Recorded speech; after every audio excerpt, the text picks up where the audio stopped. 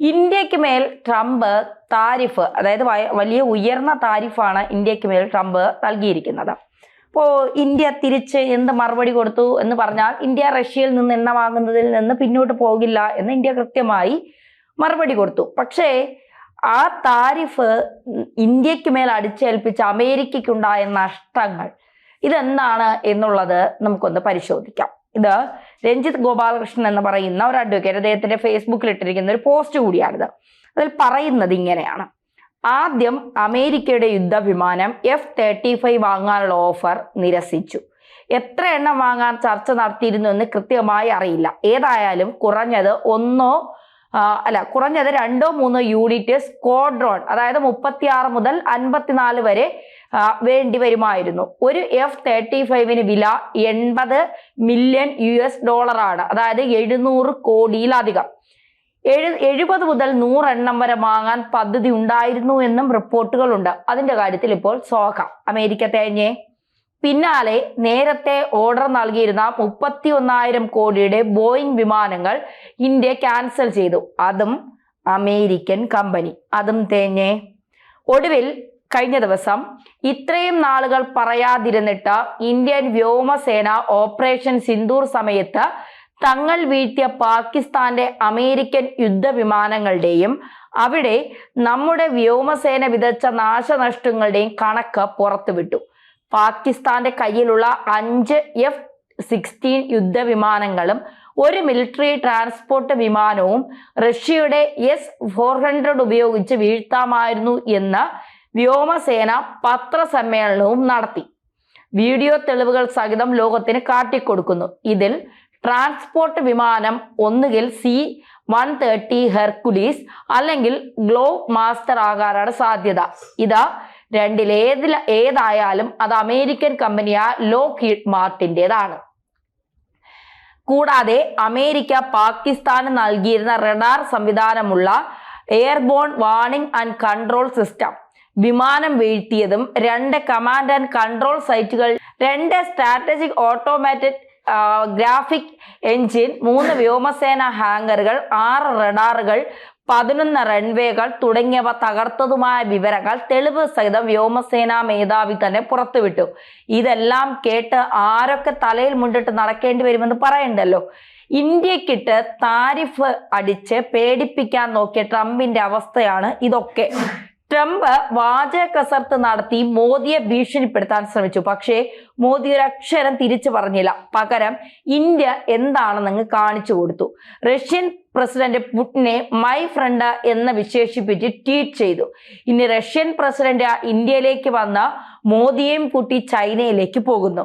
Brazil അടക്കം Latin American രാജ്യങ്ങളും south Africa അടക്കം ആഫ്രിക്കൻ രാജ്യങ്ങളും ജപ്പാൻ അടക്കം ഏഷ്യൻ രാജ്യങ്ങളും മോദിക്കൊപ്പം. നെതന്യാഹു മോദിയെ കാണാൻ ഇന്ത്യയിലേക്ക് വരുന്നു. ഇതൊക്കെ കണ്ട് അമേരിക്കയിൽ കൂട്ടക്കരച്ചിൽ തുടങ്ങിക്കഴിഞ്ഞു. ട്രംപിന്റെ മാനസിക നില തകരാറിലാണെന്നും അൾഷിമേഴ്സിന്റെ തുടക്കമാണെന്നും ഒക്കെ അവിടുത്തെ പത്രങ്ങൾ വരെ എഴുതുന്നു. ദി വാഷിംഗ്ടൺ പോസ്റ്റ് 2025 ജൂലൈയിൽ ട്രംപിന്റെ മാനസിക ശേഷിയെക്കുറിച്ച് ആശങ്കകൾ ഉയർന്നു വന്നതായി റിപ്പോർട്ട് ചെയ്തു. പ്രത്യേകിച്ച് എപ്സ്റ്റൺ ഫയലുകളെ കുറിച്ചുള്ള അദ്ദേഹത്തിന്റെ പ്രതികരണവുമായി ബന്ധപ്പെട്ട്. കൂടാതെ USA today, the Independent, Newsweek തുടങ്ങി ഒട്ടനവധി അമേരിക്കൻ പ്രസിദ്ധീകരണങ്ങൾ ഇത്തരം റിപ്പോർട്ടുകൾ പ്രസിദ്ധീകരിച്ചിട്ടുണ്ട്. അതായത് ട്രംപിന്റെ മാനസിക നില ഒന്ന് പരിശോധിക്കണം എന്ന് പറഞ്ഞുകൊണ്ട്. അവശ്യ സാധനങ്ങളുടെ വിപണി വിലകൾ കുറയ്ക്കുമെന്നും അമേരിക്കയെ ഗ്രേറ്റ് ആക്കുമെന്നും പറഞ്ഞ് ഭരണത്തിൽ കയറിയിട്ട് ഇപ്പോൾ ഇറക്കുമതി ചെയ്യുന്ന സാധനങ്ങളുടെ മേൽ ചുമത്തുന്ന ഈ താരിഫ് മൂലം അമേരിക്കക്കാർ വിലക്കയറ്റം കാരണം പൊറുതിമുട്ടുകയാണെന്ന് ട്രംപിന്റെ റിപ്പബ്ലിക് പാർട്ടി സെനറ്റ്മാർ തന്നെ വിലപിക്കുന്നു. LDF വരും, എല്ലാം ശരിയാകും എന്ന മുദ്രാവാക്യം നിങ്ങൾക്ക് ഓർമ്മയുണ്ടല്ലോ. അതുപോലെയാണ് ട്രംപിന്റെ വാഗ്ദാനം. എന്തായാലും കക്ഷത്തിലിരിക്കുന്ന കച്ചവടവും പോയി ഉത്തരത്തിലിരിക്കുന്ന മാഗ എത്തിപ്പിടിക്കാനുമായില്ല എന്ന മട്ടിലാണ് മോദിയോട് മുട്ടാനിറങ്ങിയ ട്രംപ് അണ്ണൻ. താരിഫിലൂടെ ദശലക്ഷക്കണക്കിന് ഡോളറുകൾ ഉണ്ടാക്കാൻ ഇറങ്ങിയിട്ട് സ്വന്തം ജനതയുടെ പൊറുതിമുട്ടിക്കുന്ന യുദ്ധങ്ങളെല്ലാം നിർത്തുന്ന ട്രംപിന് വൈറ്റ് ഹൗസ് തന്നെ ആവശ്യപ്പെട്ട സമാധാനത്തിനുള്ള നൊബേൽ സമ്മാനത്തിനൊപ്പം സാമ്പത്തിക ശാസ്ത്രജ്ഞർക്കുള്ള നൊബേൽ കൂടി കൊടുത്താലോ എന്ന് ചിന്തിക്കുകയാണത്രേ. സമ്മാനം തിരഞ്ഞെടുക്കുന്ന കമ്മിറ്റി ഏതാണെന്ന് ഇനി പറയണ്ടല്ലോ.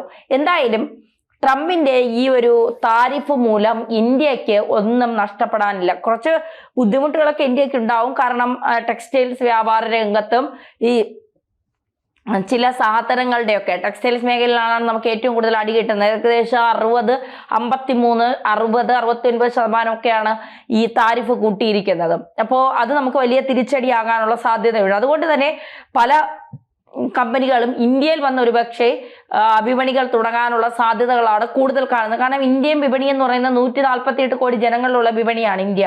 അപ്പോൾ അതിനെ പ്രയോജനപ്പെടുത്തുക എങ്ങനെ എന്നുള്ളതായിരിക്കാം ഒരുപക്ഷെ കച്ചവടക്കാർ നോക്കി കാണുന്നത്. ഇനി എക്സ്പോർട്ട് ചെയ്യുന്നവരൊക്കെ ഉണ്ടല്ലോ, പല രാജ്യങ്ങൾ അമേരിക്കയിലൊക്കെ ഇവിടുത്തെ സുഗന്ധവ്യഞ്ജനങ്ങൾ, സമുദ്രോൽപ്പന്നങ്ങളൊക്കെ എക്സ്പോർട്ട് ചെയ്യുന്നവർക്കൊക്കെ ചിലപ്പോൾ ഒരു തിരിച്ചടി കിട്ടാൻ സാധ്യതയുണ്ട്. കാരണം അവിടെയൊക്കെ സമുദ്രോൽപ്പന്നത്തിനൊക്കെ താരിഫ് കൂട്ടി, അതുപോലെ ഇത്തരത്തിലുള്ള സുഗന്ധവ്യഞ്ജനങ്ങൾ അത്തരത്തിലുള്ള കയറ്റുമതികൾക്കൊക്കെ താരിഫ് കൂട്ടി. അപ്പോൾ ഈ തരത്തിലൊക്കെ വലിയ രീതിയിലുള്ള താരിഫ് കൂട്ടൽ ഇന്ത്യയെ സംബന്ധിച്ചിടത്തോളം തിരിച്ചടിയാണ്. പക്ഷേ ഇന്ത്യ ഇതിലൊരു ബദൽ സംവിധാനം എന്തായാലും കാണും. ചൈനയ്ക്കായാലും റഷ്യയുടെ ഒപ്പം ആയാലും ഇതിനൊക്കെ തീരുമാനിച്ചാലോചിച്ച് ഒരു ബദൽ സംവിധാനം ഇന്ത്യ എന്തായാലും കണ്ടുവയ്ക്കും. കാരണം മോദി എന്ന് പറയുന്നത് ബുദ്ധി രാക്ഷസനായ ഒരു പ്രധാനമന്ത്രിയാണ്. ഒപ്പം അമിത്ഷായും കൂടെ ഉള്ളപ്പോൾ ഈ കൂട്ടുകെട്ട് തകർക്കാൻ ആർക്കും കഴിയില്ല. മാത്രമല്ല ഈ കൂട്ടുകെട്ട് ചേർന്നുണ്ടാകുന്ന ബുദ്ധികളെയും തകർക്കാൻ ആർക്കും കഴിയില്ല എന്നുള്ളതാണ്. ട്രംപ് ചതിക്കുമെന്ന് നേരത്തെ തന്നെ മോദിക്ക് കൃത്യമായി മനസ്സിലായിട്ടുണ്ട്. അതാണ് റഷ്യയുമായി കൂടുതൽ ഒരു ചങ്ങാത്തം ഇന്ത്യ വെച്ചത്. ഇപ്പോൾ മൈ ഫ്രണ്ട് എന്ന് റഷ്യയെ വിളിച്ചുകൊണ്ട് ഇന്ത്യ കൃത്യമായ ഇടപെടലുകൾ നടത്തുകയാണെങ്കിൽ ഇന്ത്യക്ക് അത് നേരത്തെ തന്നെ ബോധ്യപ്പെട്ടിട്ടുണ്ട്. ട്രംപിനെ വിശ്വസിക്കാൻ കൊള്ളില്ല, ചൈനയെ പോലെയാണ് ട്രംപും, എപ്പോൾ വേണമെങ്കിലും പണി തരാം, അതുകൊണ്ട് ഒരു അടി അകലത്തിൽ മാറ്റി നിർത്തുന്നതാണ് നല്ലതെന്ന്. അതുകൊണ്ടാണ് ട്രംപിനെ മൈ ഫ്രണ്ട് എന്നൊക്കെ വിളിച്ച് ട്രംപിനെ പിന്നെ ഇന്ത്യയിൽ കൊണ്ടുവന്ന് മോദി അമേരിക്കയിലൊക്കെ പോയി വലിയ ബന്ധങ്ങളൊക്കെ സ്ഥാപിച്ചെങ്കിലും നമുക്ക് വ്യാപാര ബന്ധമാണ് കൂടുതൽ, രാജ്യങ്ങളുമായുള്ള ബന്ധവും വേണം, വ്യാപാരത്തിൽ നമുക്ക് അത്രത്തോളം മാർക്കറ്റുകൾ കണ്ടെത്തുകയും വേണം. അപ്പോൾ അതാണ് ഇന്ത്യയുടെ ഒരു ലക്ഷ്യം എന്ന് പറയുന്നത്. അപ്പോൾ ആ ലക്ഷ്യത്തിലേക്കാണ് ഇന്ത്യ എല്ലാ രാജ്യങ്ങളെയും ഒരുമിച്ച് കൂട്ടി നിർത്തിയതും. പിന്നെ ഇന്ത്യയെ സംബന്ധിച്ചിടത്തോളം ഇന്ത്യക്ക് ഒരു രാജ്യത്തെയും പോയി ദ്രോഹിക്കണമെന്നോ ഒരു രാജ്യവും യുദ്ധമുണ്ടാക്കണമെന്നോ ആ യുദ്ധത്തിലൂടെ വൻ വരുമാനം ഉണ്ടാക്കണമെന്നോ ആഗ്രഹിക്കാത്ത രാജ്യമാണ് ഇന്ത്യ. ഇന്ത്യ എപ്പോഴും സമാധാനം മാത്രം മുന്നിൽ കണ്ട് മുന്നോട്ട് പോകുന്ന ഒരു രാജ്യമാണ് ഇന്ത്യ എന്ന് പറയുന്നത്. മൊത്തത്തിൽ ഇന്ത്യ ലോകരാജ്യങ്ങൾക്കിടയിൽ ഇന്ത്യ എല്ലാവർക്കും പ്രിയപ്പെട്ടതാണ്. ഈ കുറച്ച് 2014 ശേഷം ഇന്ത്യയെ എല്ലാവരും അംഗീകരിക്കാൻ തുടങ്ങിയിരിക്കുന്നു എന്നുള്ളതാണ്. അവിടെയാണ് ട്രംപ് രണ്ടാമത് അധികാരത്തിൽ വന്നതിന് ശേഷം സ്വാഭാവികമായും ട്രംപിന് ഒരു കണ്ണുകടി ഉണ്ടായി. ഇന്ത്യ തങ്ങളെക്കാൾ മുകളിലെത്തുമ്പോൾ ഒരു ഗ്രേറ്റ് പവർ ആകുമോ? കാരണം അമേരിക്കയിലെ തന്നെ ഒരു ഇന്റലിജൻസ് റിപ്പോർട്ട് അനുസരിച്ച് ഇന്ത്യയെ പിടിച്ചു നിർത്താൻ കഴിയില്ല, ഇന്ത്യയുടെ വളർച്ച അതിവേഗമാണ് എന്നുള്ളതാണ്. ഇത് ട്രംപിനെ വല്ലാതെ ഭയപ്പെടുത്തുന്നുണ്ട്. മാത്രമല്ല റഷ്യയും ഇന്ത്യയും തമ്മിലുള്ള കൂട്ട്, ചൈനയും ഇന്ത്യയും റഷ്യയും തമ്മിലുള്ള കൂട്ട്, ബ്രിക്സ് ഉച്ചകോടി അല്ലെങ്കിൽ ബ്രിക്സ് രാജ്യങ്ങൾ വളർന്നു വരാനുള്ള ഒരു സാധ്യത, ഇതെല്ലാം മുന്നിൽ കണ്ട് ട്രംപ് ആദ്യമേ ഒരു തടയിടാൻ ശ്രമിച്ചു എന്നുള്ളതാണ്. 21 ദിവസത്തെ ഒരു സമയമാണ് ഇന്ത്യക്ക് നൽകിയിരിക്കുന്നത്. ഈ 21 ദിവസം കൊണ്ട് ഇന്ത്യക്ക് പ്രത്യേകിച്ച് മാറ്റമൊന്നും ഉണ്ടാകാൻ പോകുന്നില്ല. ഇന്ത്യ എന്താണോ ചെയ്യുന്നത് ആ രീതിയിൽ തന്നെ മുന്നോട്ട് പോകാൻ തന്നെയാണ് ഇന്ത്യ ശ്രമിക്കുന്നത്. പക്ഷെ അമേരിക്കയെ സംബന്ധിച്ചിടത്തോളം അമേരിക്കയിൽ നിന്ന് സാധനങ്ങൾ വാങ്ങുന്നവരുടെ എണ്ണം കുറയും, അമേരിക്കൻ വിപണികൾ വളരെ കുറയും. ഇത്രയും വലിയ താരിഫൊക്കെ കൊടുത്ത് സാധനങ്ങൾ ഇറക്കുമതി ചെയ്യാൻ രാജ്യങ്ങൾ മടിക്കും. അതോടുകൂടി അമേരിക്കയുടെ സമ്പദ് വ്യവസ്ഥയിൽ കാര്യമായ ക്ഷതം സംഭവിക്കും. ഇത് ട്രംപിന് തന്നെ വലിയ തിരിച്ചടിയാകും എന്നുള്ള കാര്യത്തിൽ സംശയം വേണ്ട.